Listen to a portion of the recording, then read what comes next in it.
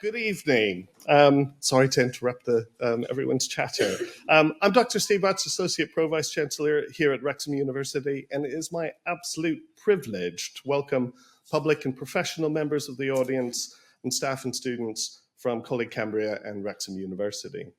This is the first of a series of Wrexham University research talks for this academic year. For those of you who live outside of higher education, the academic year starts in mid-September, as opposed to the 1st of January for normal people. We've been doing these events for several years now, but this is the first panel event we've done, and it complements the Healthcare Heroes event that's been run throughout the day as a joint initiative between Coleg Cambria and Wrexham University. We have some extraordinary people here this evening to share knowledge and wisdom, and who recognize the challenges and revolutions in healthcare education and sit on the cutting edge of research with colleagues to transform future healthcare. As someone myself who is a member of an aging population, I'm fully supportive of the dedication and work our panel and networks of others invest in to best equip the next generation of those who at some point will likely be looking after all of us. So thank you, and thank you again, and welcome. I will hand over to my colleague, Professor Mandy Robbins, Associate Dean for Research here at Wrexham, who will chair the panel and the proceedings and the questions and answers once the panel have shared. Thank you. Very kind and really unnecessary. We're getting into practice. Thank you very much, Steve, and welcome everyone as well for braving such a dreadful evening out there. So as Steve said, my job is to chair this evening. So we're going to have 4 presentations, and then there will be the opportunity to ask questions at the end of the final presentation this evening. Just to say, our first presenter, Dr. Liz Cade, she will not be able to save the questions at the end, but by all means do email any questions you might have to her, and she'll be very happy to take those up with you outside of this evening. So first of all, we have Dr. Liz Cade.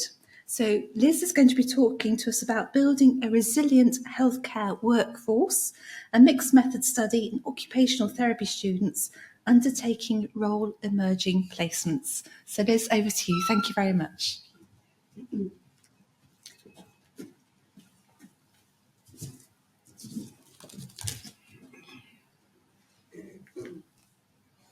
Okay.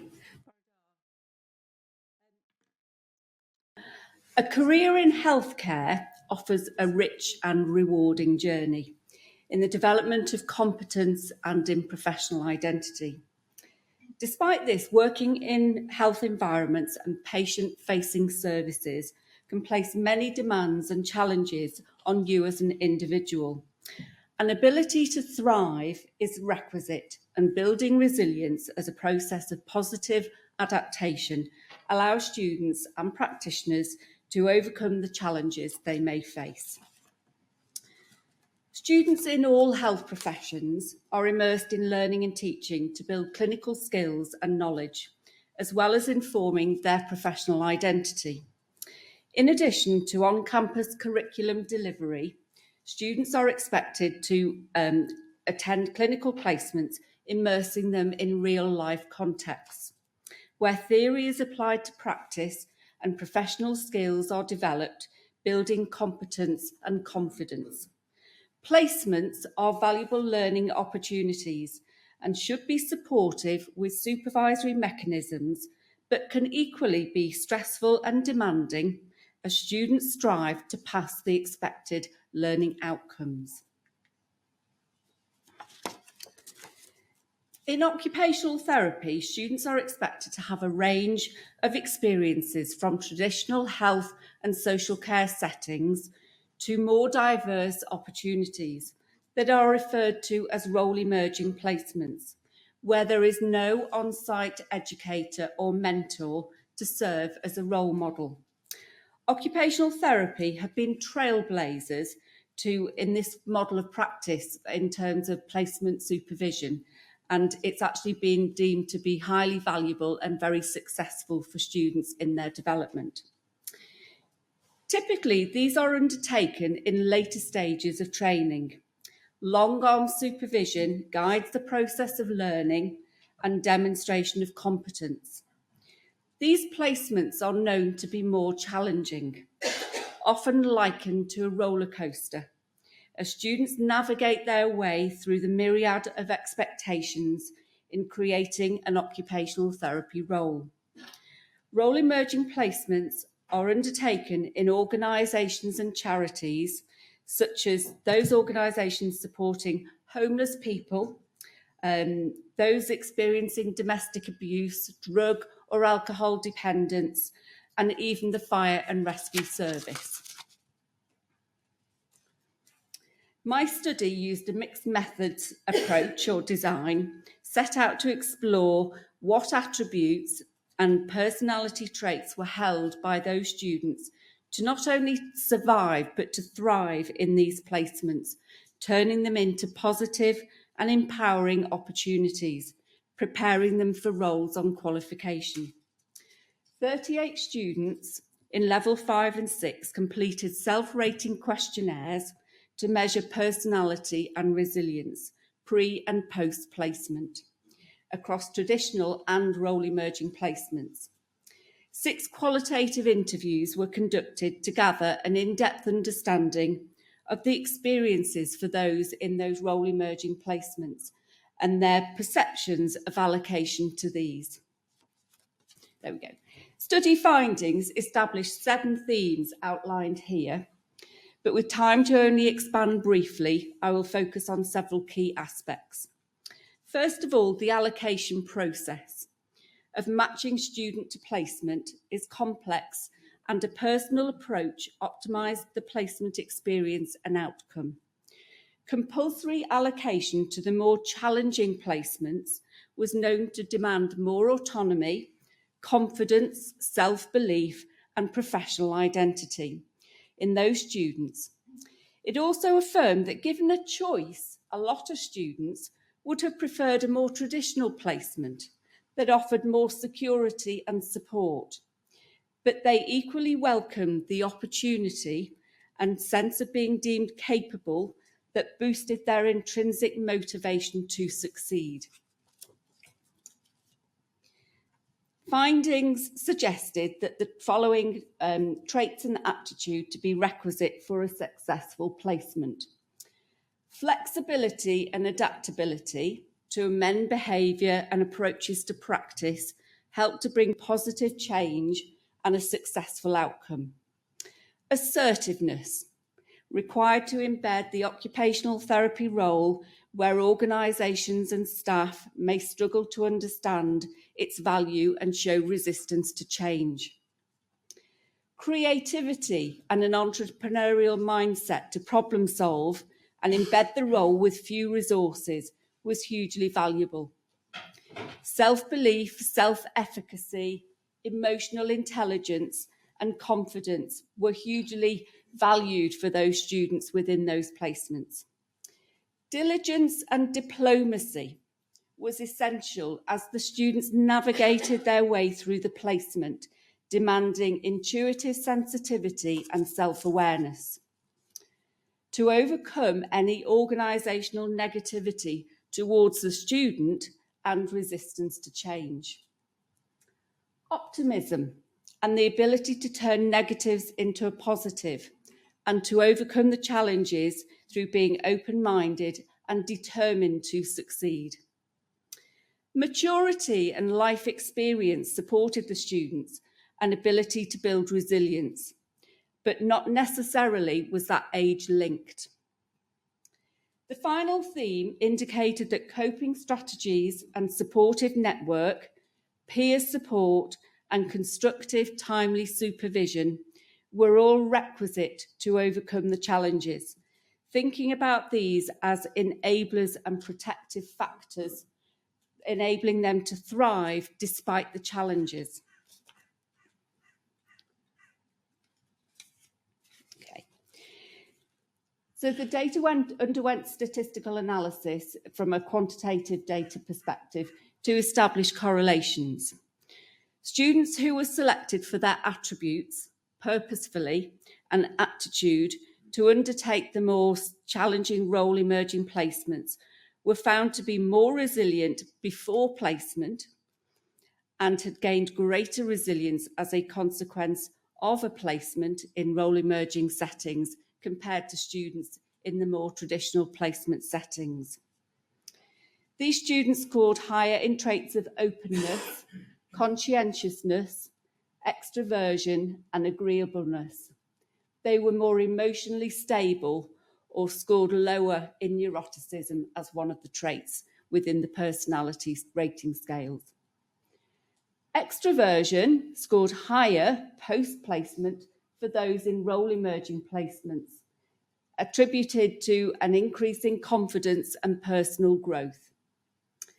Agreeableness, so being able to navigate their way through those placements, is positively correlated with higher resilience for the students in those more challenging placements.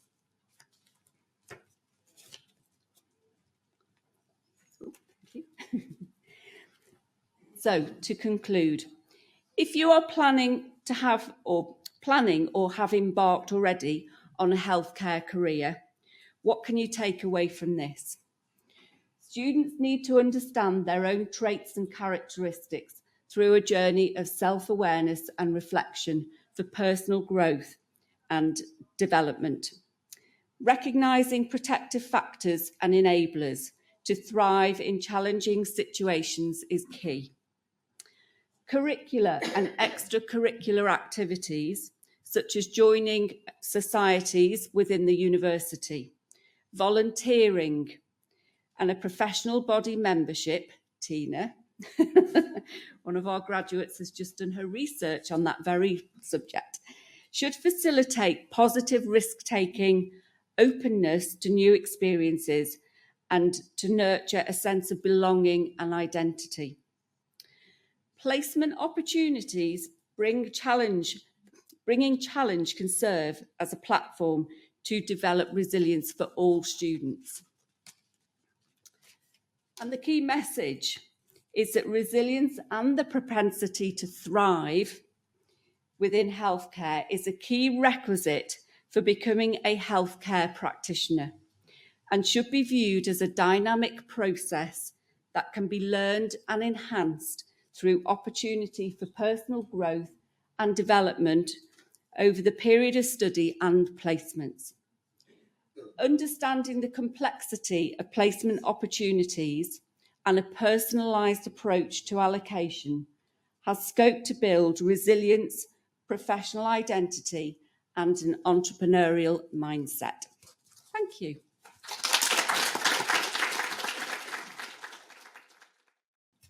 Thank you very much, Liz. And thank you for putting your email address up at the end there. That's very helpful. Next, we have Stephen Hughes, who is from the University Health Board at Myler Academic Unit of Medical and Surgical Sciences. And he's going to talk about an innovative approach to collaborative working, staff development, and promoting lifelong learning of healthcare professionals. So over to you, Stephen. Thank you very much.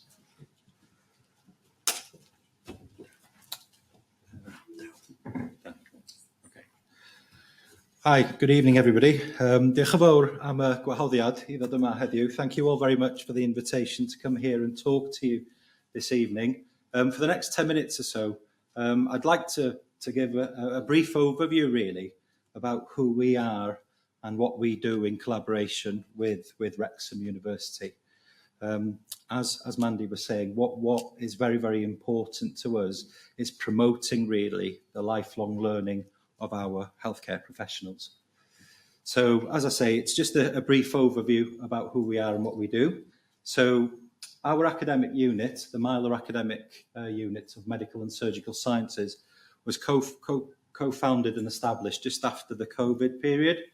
So there was myself, I'm employed as a consultant biomedical scientist and one of the directors for the unit, along with two colleagues, Professor Iqbal Shergill, who's a consultant urological surgeon based at Wrexham, and also Professor Arvind Arya, who's a consultant ENT specialist, based both in the Ysbyty Glan Clwyd and also based in Wrexham. So ultimately, what goals have been set for the unit? Well, generally, we want to try and enhance the Health Board's research profile by promoting the Health Board as being like a centre of excellence, really, for undertaking clinical research. In turn, hopefully, we will be able to attract and retain high calibre clinicians and also healthcare professionals to the area, which is very, very important. And in order to do that, it's equally important that we develop and sustain academic and industry partnership. And I'm pleased to say, you know, the work that we're doing with Prifysgol Wrexham University is absolutely fantastic. And I think if we can get those first three statements right, then ultimately all of this will benefit the patients and the public, knowing that your local university and the local health board is actively involved in novel research. So there's some images now, so probably won't have to speak too much. This is where we're based. We're just opposite the Wrexham Myler Hospital. It consists of several laboratories, and we're very fortunate to be able to boast lots of sort of state-of-the-art equipment to be able to do the research that we do. A lot of the equipment, as I say, is cutting edge, and all of the facility is available not only to BCUHB staff but also to the collaborative people that we're working with, obviously including Wrexham University. These are just some images of some staff members. So on the top picture there, you can see Stuart and Peter and Helen, who are a member of our MAMPS team. And the bottom picture is Professor Mandana Pennick. So Mandana, by day, is a breast surgeon based in a split gland fluid centrally, but she comes over to the research unit on a regular basis, and she now has one of her own PhD students working in a general area of breast cancer, which is fantastic. Now, I won't have time to go through all of this, but this slide is quite busy, but it just provides some information, really, the collaborative working and the types of research that's going on, not only in Wrexham, but across the North Wales coastline. And I'll just probably pick a couple of them. So Professor Iqbal Shergill, as I've mentioned previously, is consultant urological surgeon. I work very, very closely with Iqbal, and we do a lot of work on patients with kidney stones, prostate and bladder cancer. We're working very, very closely with a number of colleagues across the UK on some portfolio studies. Dr. Arta Abilian is a consultant paediatrician based in Wrexham Myler Hospital. The work that they are doing is absolutely fantastic, and we're proud to be associated with this work. They're working very, very closely with Cambridge as well. So one of the problems that Art has as a paediatrician is that a lot of the neonates and the preterm babies may be suspected to having sort of meningitis. Now, the biggest problem with that these days is it does take a bit of time for the results to come through. And by this time, Art has had to go ahead and treat these young babies. And up to about 90% of these cases have all come back negative. So in many ways, they've been overtreated.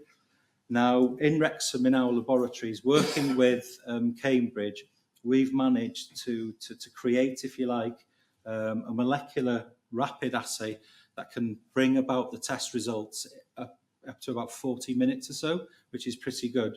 So the next stage for us is to try and take it on now to a bigger clinical scale. What's really important to us as well is working together on a pan-Wales approach. Now, as a Welshman, originally from Anglesey, we are a small nation, and I do strongly believe that we should be working together. And then on behalf, really, of the Health Board, our academic unit, or MAMPS, we work very, very closely with several universities across Wales, and we have some examples of colleagues that we work with in Aberystwyth, in Bangor, in Cardiff, Swansea, and again, to reiterate, Wrexham being our main leading sort of established partner, and long may that continue. That's what we want to keep doing. I've briefly mentioned before as well that we do work with other universities, and we do have a very well established collaboration with the likes of University of Oxford, Warwick, Keele, Birmingham, and I've already mentioned Cambridge.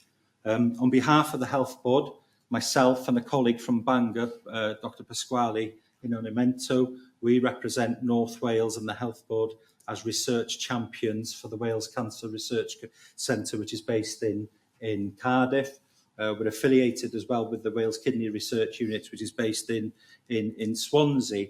And then more recently, we've been very much involved with the North West Cancer Research Organisation, which is based in Liverpool. And again, with respect to to our collaboration, we're strongly affiliated as well with Calin and the Life Sciences Hub Wales, which are based in Swansea and Cardiff, respectively. Now, the next few slides just showcases really the strong collaborative partnership that we have with our local university in Prifysgol Wrexham. Over the past several years, working very, very closely with the Faculty of Social and Life Sciences, we've been able to develop and subsequently deliver a suite really of professionally accredited postgraduate programmes in collaboration with its local health board. So, for example, we're now running successful Masters taught programmes, MRes programmes. We're looking over the course of the next academic year to introduce more specialist ones in orthopaedics, ENT and respiratory medicine, which would be great for the university and also for the health board. We've got a strong track record of training and being able to sort of see our PhD students through, and the professional doctorates is something that we're really keen to pursue as well. This sort of collaborative partnership has been approved by a memorandum of understanding, but ultimately, and the main take-home message from this really, it really does benefit everybody, because the benefit to staff development, especially from the health point board perspective, is that if you're a new healthcare professional, in collaboration with Wrexham University, we're able to offer you these postgraduate programmes as part of your career development. If you're a senior healthcare professional or a senior clinician coming in, we can then invite you also to come and do some teaching and to also do some research. So it's a full circle lifelong learning cycle that we are establishing. And as I say there, without question, really, we like to think that we are promoting the career development and lifelong learning of all our healthcare professionals, also including our academic partners. What we think is very, very important as well, once a year for a week, we open our doors to the next generation of scientists, doctors, nurses, allied health professionals, where the labs are open for a week. I might take them for a day doing some haematology transfusion, another colleague will do something else, and so forth. And then on the last day, we'll invite some allied health professionals, healthcare professionals generally, nurses, doctors, just to talk to them about the different types of careers that are available for them should they wish to want to work in the NHS eventually. So that's usually well received. And we open it up to all local sort of sixth form and FE college students. And then the last few slides, again, is just signposting and sort of showcasing really the success that we've had to date. So Jakub Matuziak is now a colleague of mine. He works as a healthcare scientist working for Mounts on a full-time basis. But when we established the master's courses with Wrexham a couple of years ago, he was one of the first to graduate, which was absolutely fantastic. Nana was from Ghana, and she managed to get some government funding, and she, as I say, finished her PhD 16 months ago, which was again a real nice success story. Currently, we have 3 PhD students who are enrolled with Wrexham and work with us, if you like, up at the hospital. Rhiannon's doing a work in Parkinson's. Hanan is basically looking at post-operative responses to urology surgery, and Emma Randalls is focusing on bladder cancer. And every year as well, we take on 3 junior doctors who've just qualified with their medical degrees, and they come and spend 12 months with us doing research. And they also, as part of that academic foundation programme, they enroll to do the MRes as well with Wrexham University, which is absolutely fantastic. And we've managed to get some funding this year to add 2 additional students. And then the last 2 slides, I promise, another case study is that Bethan is originally from North Wales. I believe she's from Llanrwst originally. She wanted to come to Wrexham when she qualified as a doctor because of the successful MRESs that were being offered to her as a junior doctor. So she came and spent 2 years with us in Wrexham Hospital. She successfully graduated with the MRES from Wrexham University a couple of years ago, and now she's working as a trainee oncologist in Bangor, and ultimately she wants to stay in the region to become, hopefully one day, a consultant. And then we have Jay Shankar, who's an established ophthalmologist surgeon, just to show you that lifelong learning never stops, even though he's been working as a surgeon for many years. He liked the look of the MRESs and decided to do it himself, and graduated last year and managed to publish a couple of great papers as well. This is just a screenshot because we are academic. It's very, very important that any research that we're doing, that we get it out there to the domain so that people can see that we're publishing in scientific and medical peer-reviewed journals. And then finally, we like to think that BCUHB Mounts is a novel and innovative academic and research facility that is unique, not only to the Health Board, but to everybody across North Wales. We do hopefully reinforce the university status on behalf of Betsy Cordala University Health Board. And as I say, the most important thing for us as well is to aim to encourage, support, develop BCUHB staff, its academic partners and students, and thus promoting their career development and lifelong learning as well. And hopefully by doing all that, we will aspire to become a recognised centre of excellence, which will be recognised hopefully one day internationally as well. So thank you very much for your time. Diolch yn fawr. Thank you. Thank you very much, Stephen. It's been great to see your PhD students engaging with our research development sessions here in Wrexham University as well. Okay, so next we have Sarah Oxbury Ellis, who's going to talk to us about the development of student-led observational and debriefing tools in healthcare education. Over to you, Sarah. Thank you. Diolch yn croeso. Thank you and welcome. I just wanted to go through a sort of a short, small evaluative study that I undertook with some of our colleagues from paramedic science on a tool that we developed for promoting observational and debriefing skills within simulation-based education. Does that come up? Right. So, it's ready. That's good. Famously, Arthur Conan Doyle, who is the author of Sherlock Holmes, in one of the books, Sherlock Holmes says to Dr. Watson, "You see, but you do not observe." And what we mean by this is about putting this into context about observational skills. Now, observational skills is very important within healthcare practitioners and for our students and to develop them. And we're just going to play a short video. I just want to put it into context. It's only just over a minute and a half. It does require a little bit of audience participation, so you have to observe very carefully. And we're hoping that no adverts will come up, but a little bit of warning, we have no control, and hopefully if they do come up, it will be a skip. So I'll hand over to my colleague. The monkey business illusion. Count how many times the players wearing white pass the ball.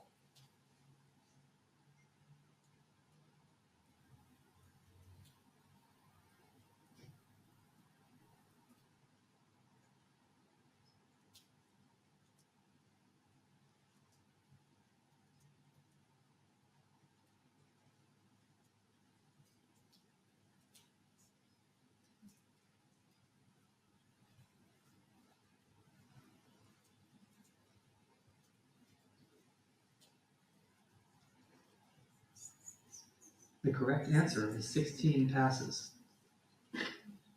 Did you spot the gorilla?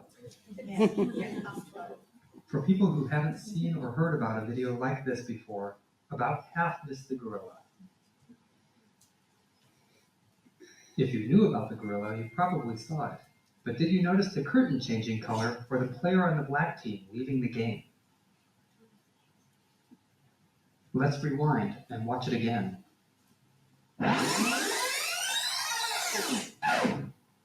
Here comes the gorilla, and there goes a player, and the curtain is changing from red to gold.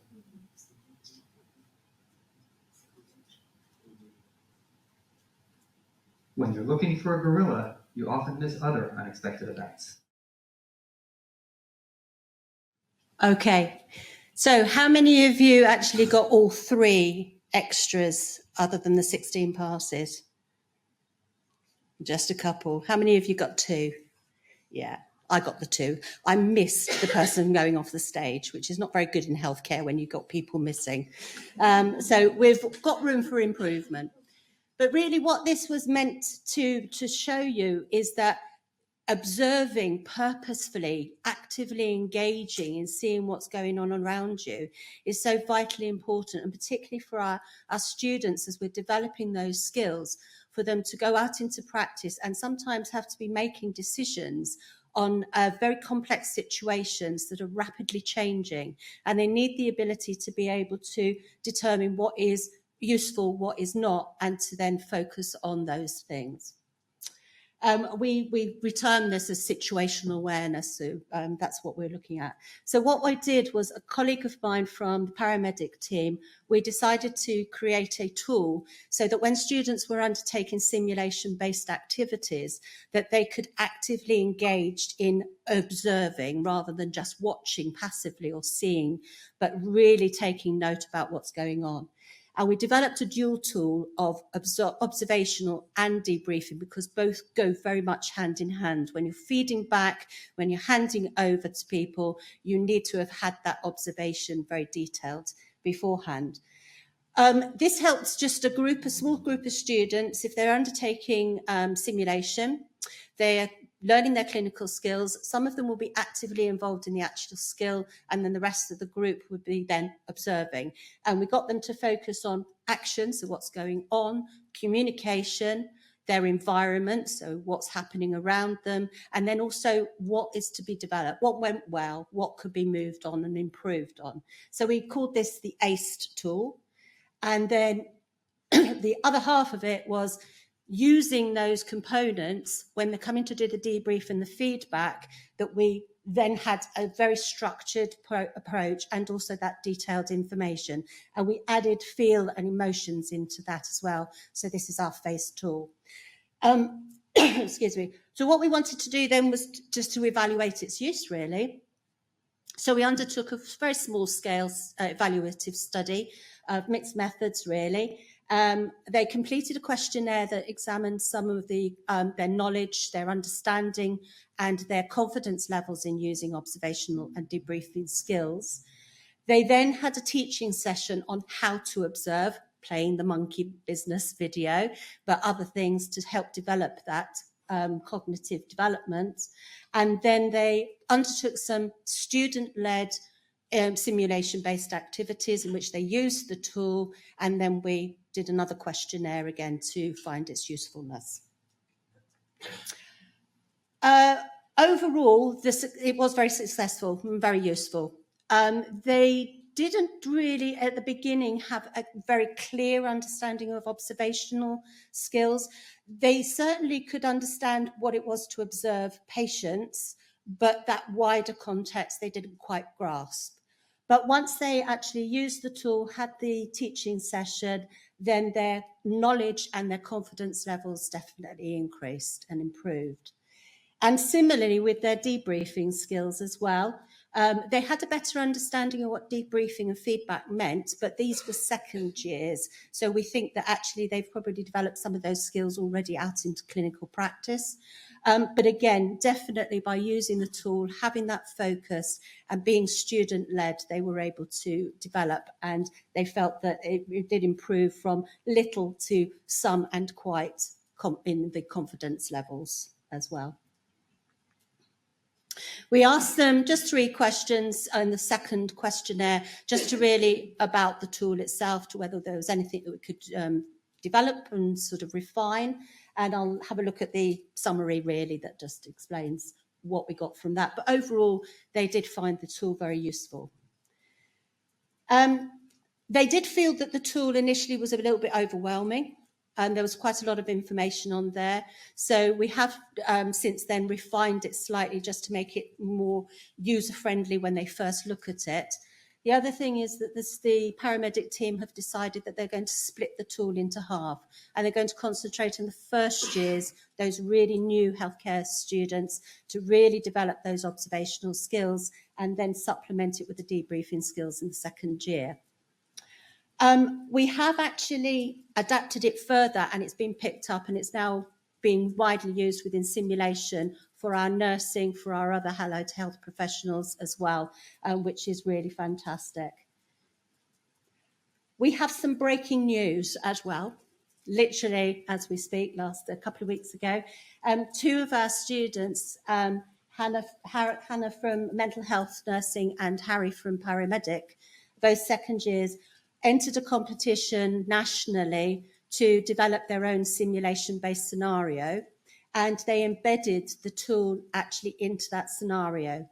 They've been selected as one of 4 winners to go to Edinburgh to the conference for the Association of Simulation Practice for Healthcare, ASPE, and they'll be actually undertaking their simulation scenario with the ASPE audience, using the tool as well. So that's fantastic news. So I'd like to congratulate Harry and Hannah for some fantastic work there. So, and I look forward to going with them to support them.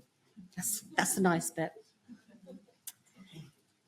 So to finish off, really, it's going back to that you see, but you do not observe. I think observational skills is so vitally important, both in personal and work life. And it's definitely a skill that can be learnt and to be developed, especially when you're working for gorillas and missing people. So I think, if nothing else, watch out for them. But on a more serious note, for our healthcare students, it's very important that we have this opportunity within simulation and really be able to develop these skills so that when they go out into practice, that they become very safe, competent practitioners. So my contact details are there.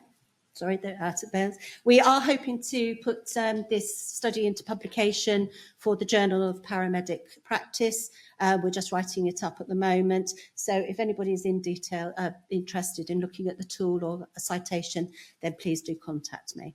So, diolch. Thank you very much, Sarah. Next we have Chelsea Batty, who's going to talk to us about Smart Heart, a real-time monitoring system for cardiac rehab patients. So over to you, Chelsea. Thank you.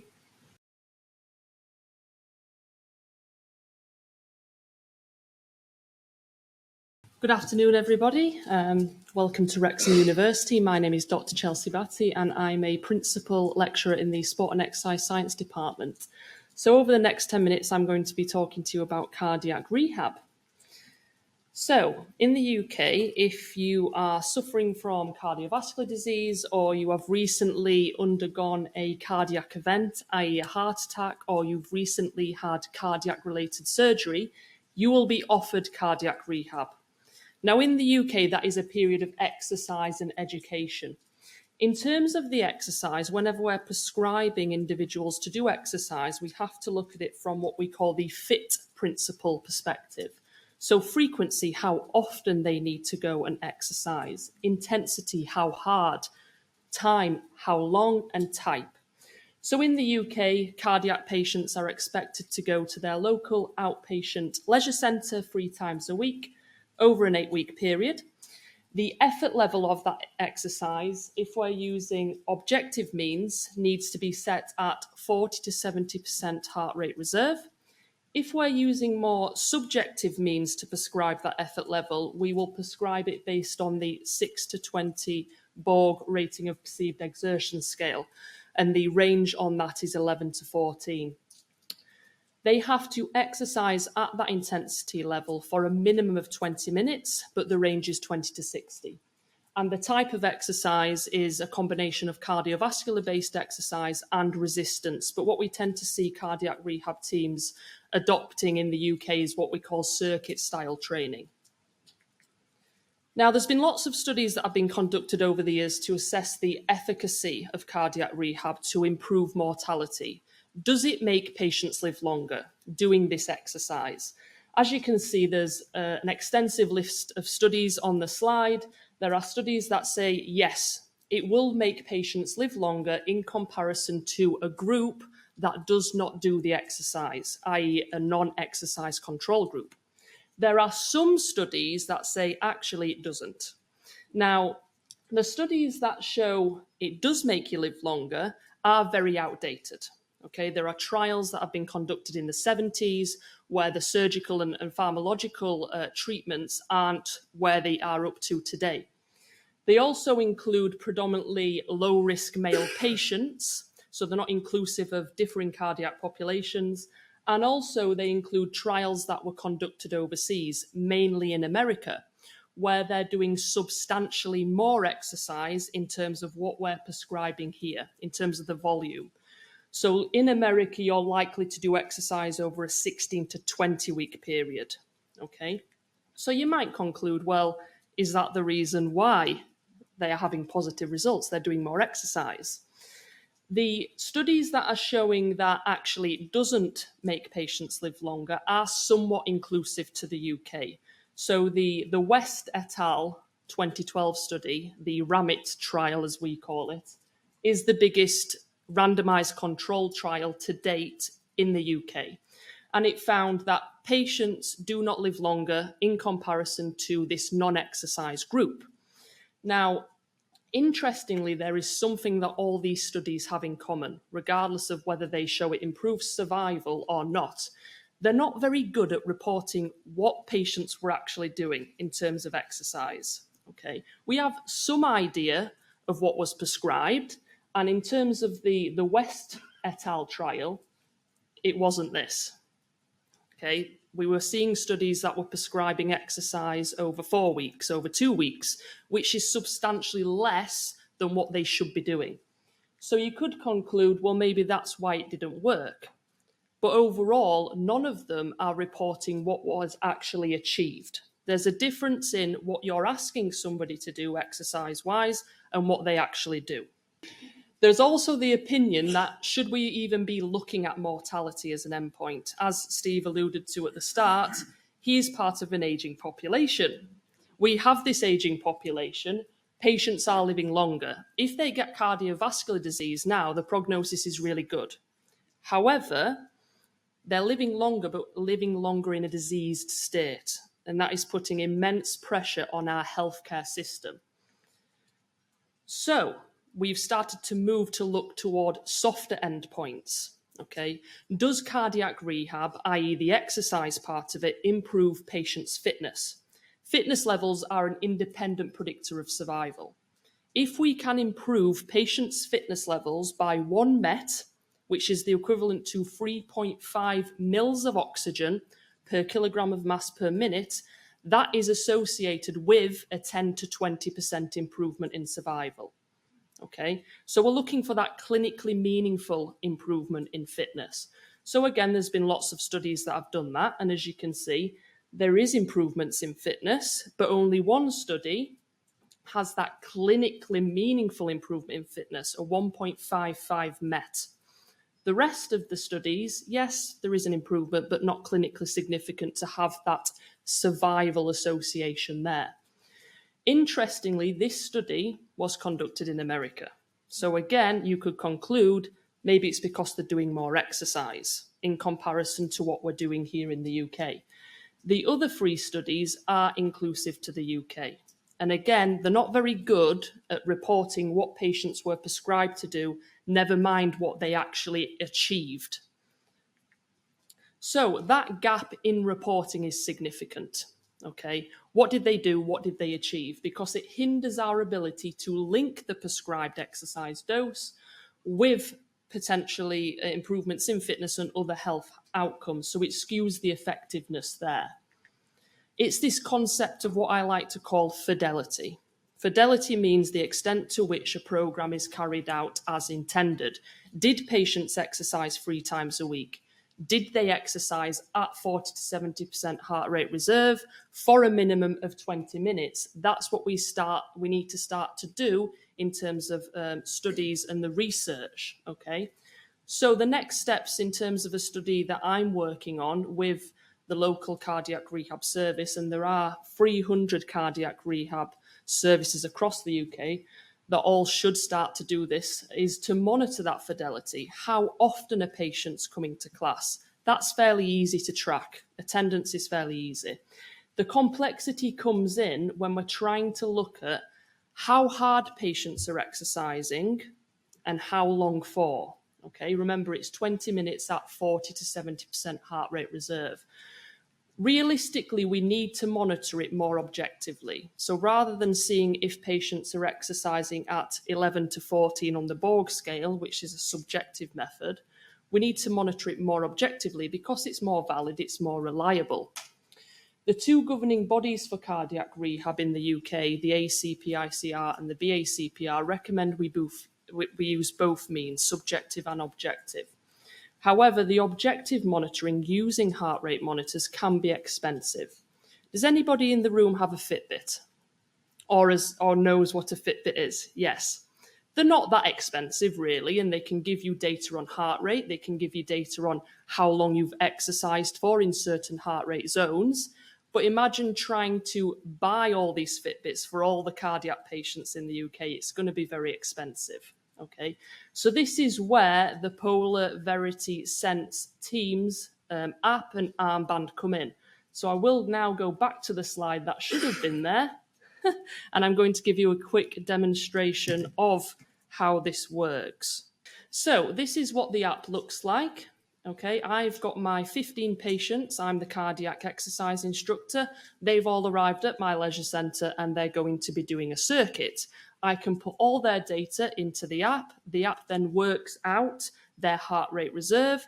I then link an armband, which I have on at the moment, to them, and it will give me their heart rate data. So at the minute you can see that I've got this heart rate monitor that I'm wearing paired. Okay. All I need to do once I've got all my patient data in is press done. I will then start a new session. You can see it's now picking up my heart rate, 127 beats per minute. Maybe it's because I'm stood up. Some people would question that's a bit high. Actually, that's normal for standing. I would then press start. Okay, I'm working at 67% at the moment. Remember, 40 to 70% heart rate reserve is what we need to work at. This is measuring it at a percentage of heart rate max. So to convert that into heart rate reserve, it's 60 to 80. Okay, so I'm working in what we call the light exercise zone at the moment. I would walk around my class with my cardiac patients, with the iPad, checking on all the patients, making sure that they're within range. If they're not, I can sort of push them a little bit. But really, this is about a data gathering tool. We need to be able to collect the data from all these sort of cardiac rehab centres across the UK to see what are patients actually doing. Until we know what they're doing, we can't then look at it to see if it actually works. At the moment, we know that more exercise is likely to work. However, cardiac rehab teams are already underfunded, already under-resourced. Therefore, it's unlikely we're just going to be able to extend the offering of more volume of sessions. So in the interim, we just need to see what they're doing to see if actually that does work. That's pretty much it from me. So thank you. Diolch. Looking at my Apple Watch, I was reassured by the heart rate there. Next, we have two short videos on transformative technology for tomorrow's world. Then after we've watched these two short videos, we'll have the opportunity to ask our panel some questions. Thank you, Jeff. Hello there, my name is Mobayode and I'm a senior lecturer here at Wrexham University. Today I'll be sharing with you part of the work that I do in digital life care, particularly how antennas are facilitating early cancer diagnosis via ultra-wideband body-centric communications. Antennas are very important. They are the heart of wireless communications, and they have a plethora of applications including mobile phones, TV broadcasting, to name a few. With a focus on ultra-wideband antennas, it's important to emphasize that this class of antennas are very attractive due to several reasons. Firstly, they are ideal for body-centric use. And secondly, they support high-resolution tracking and positioning. And thirdly, they minimize signal interference. And these qualities are what make UWB systems the preferred option for ambient-assisted living applications in comparison to other technologies such as Wi-Fi, Bluetooth, and GPS. Here we have an illustration of how AI is being used to determine the best shape or topology for a UWB antenna.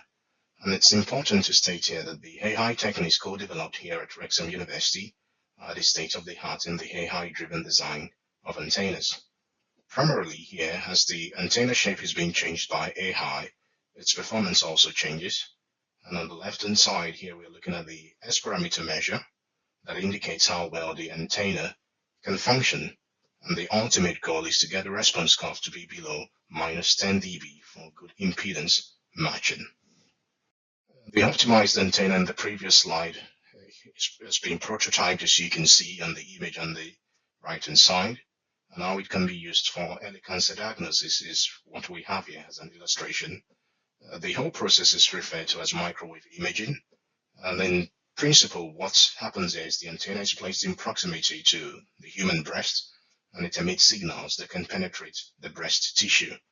The emitted signals are reflected differently from healthy and cancerous cells. This approach in and of itself is non-ionizing and more accurate than X-rays, and it's also cheaper than MRI. The details of the published research article based on this work is what we have there in the footnote. Summarily, antennas play a vital role in digital healthcare, and here at Wrexham University, we have the expertise to develop contemporary and eco-friendly antennas with the aid of AI techniques developed in-house. I'm very happy to discuss avenues for collaborations and funding applications in digital healthcare. Thank you so much for listening.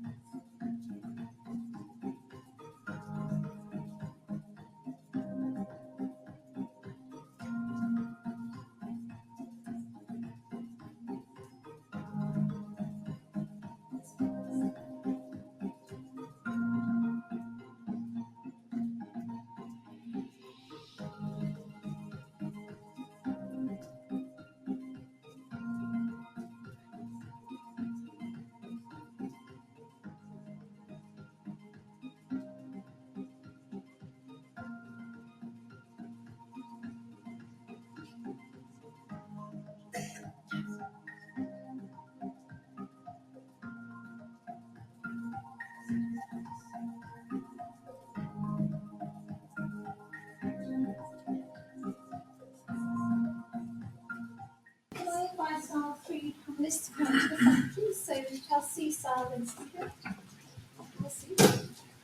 And I understand that Hayley's going to have a roving mic. Okay. So can I open the floor for questions from the audience for our panel? If you could just say who you are and who your question's addressed to, that would be really helpful. Hello, can you hear me? Hi, my question's for Stephen. I noticed on your presentation that you had somebody from Ghana who's come in and done a PhD. My question is whether there is availability or a platform for somebody who's studied abroad to come to Wrexham and be part of the MRES project? The simple answer, there should be, yes. There's probably a few variables involved with that. Now, Nana was somebody that I knew historically from working with some of the university, and she managed. Hello. And she managed to get some government funding from her government. But I think these opportunities should be made available for international students from whichever country really, and it's something that we would strongly try to encourage as well. From a health board perspective, as I'm sure the university would welcome as well. We do post online using various platforms of the type of research that we can offer. And these are accessible to anybody worldwide, really, because obviously internet access is essentially what you need. And if anybody was interested, the point of contact would be the central email address to the academic unit, or I think my email address is associated as well. And then conversations can start from there. And we will always do our utmost, really, to try and help whoever really to come in and do those studies. Okay, thank you. So, sorry, Sarah, this one's for you. So, my name's Jo. I'm a newly qualified OT, so just finished the programme here. And I've been fortunate, I guess, to be a role-play patient for the simulation suite.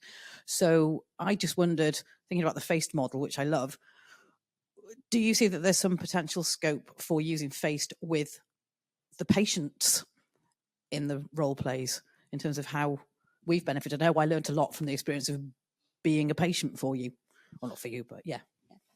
Absolutely. I mean, it would probably, that's a very good question and something I hadn't very much thought about. But sorry, now, I promised I wouldn't ask a difficult thing. No. But having thought about that, having said that, I think actually pre-briefing a simulated patient or an actor that we have within simulations about those components and having a method of them being able to very quickly document after the interaction, then I think that yes, and because we do invite our simulated practitioners, simulated patients to be part of the debriefing process. So having those feedbacks around those areas would be very good. And as you said, your input as that simulated patient is so vitally important in giving that feedback to our students as they're developing these skills. So yes, thank you for the thought, and I will take You're that welcome. forward. Thank you. Would you like a little intern to help with that? Oh yes, we probably would do. So be in contact. Hi, it's just a question for Chelsea. I'm interested how far developed the app is, whether it's spreading throughout the 300 centres that you mentioned, or whether it's very much in development, and if you're trying to get funding to take it wider, just whereabouts you are in the research. Yeah, so the app is available on the App Store. It's not something that we've developed. The company Polar has developed it, and it still does need further development from their side because it is pretty much built for sport rather than clinical settings. So the main issues that we have with the app at the moment is it gives us data as a percentage of heart rate max rather than heart rate reserve. Now, it's fairly easy for me and the other physiologists to convert that. But the other issue is when you're putting patient data in, it will give you their age estimated heart rate max. But a lot of our patients are on beta blocker.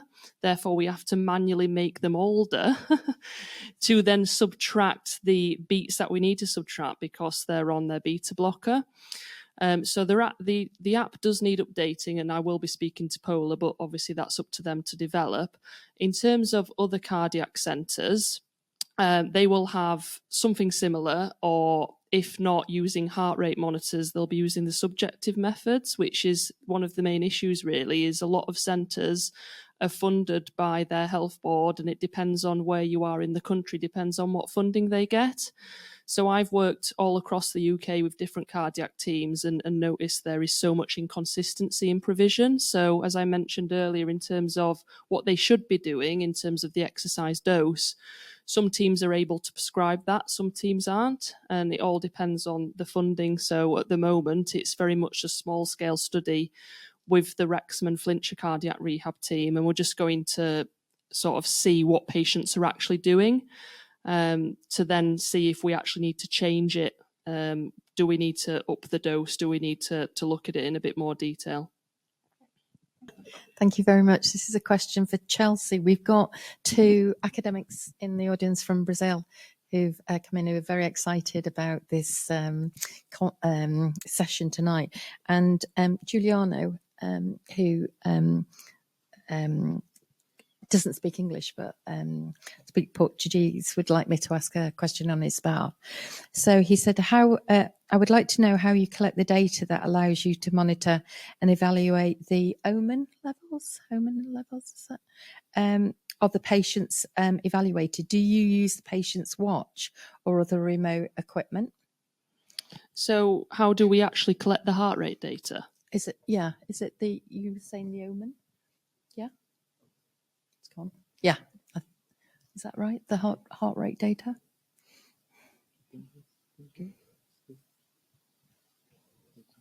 Yeah. Thank you. So the armband works like the watch, so it'll pick up the pulse and then that transmits the data to the iPad. So the iPad and the app is actually collecting the data. We just would then take that data off the iPad. So it's fairly straightforward. Sorry, it's just using okay. Google Translate. It's been using it all along, so it's been worked quite well, actually. Okay. Yeah, thank you very much. Thank you. Thank you. I'm Paul. I'm Deputy Vice Chancellor here at Wrexham. First of all, thank you. It's quite humbling, I think, to see the work that's going on here and to actually understand the depth and breadth of the research that's being undertaken. So thank you all for that. This was going to be a question for Stephen, but I think it's a wider question. Everyone is hugely busy in the modern world. Academia, obviously, but particularly in healthcare. Is that, well, I would assume it's a barrier to collaboration in a way because people don't have the time to do it. So how do you make time? How do you overcome that to ensure that as much collaboration as possible happens? And are there other ways in which we could free up capacity? And this is an obvious, sort of, yes, more resource, more money, but are there other ways in which we could free up the capacity for people to undertake more collaboration and do more of this excellent work that we've seen? Thank you very much. Great question. I think funding resources is always going to be on the family fortunes answer, top of the list. But I think ultimately, for me, and how I think it is working for everybody, is essentially breaking it down to the A. I think I mentioned this to Fran the other day. The A being the academics, which is covering obviously the students as well. B, business, industry, and C, the clinicians or the healthcare professionals in general. So, for example, if you have academics that are in a university working on cancer, diabetes, whatever it may be, they can spend a long time working by themselves. But essentially, what we're trying to achieve here is if we can then bring B into the components and then C, the clinicians, the resources may still be a problem, but you're able to get to your end point or your goals much quicker. So it's working together. It's working smartly, I think, as well. That really helps. And I think in our own experiences from obviously the last 5-6 years or so that we've been working really closely with Wrexham, I think we have genuinely seen a big step forward just because of this togetherness, really. It would always be nice to bring a lot more funding, but we appreciate it's not always easy. Okay, thanks. Okay.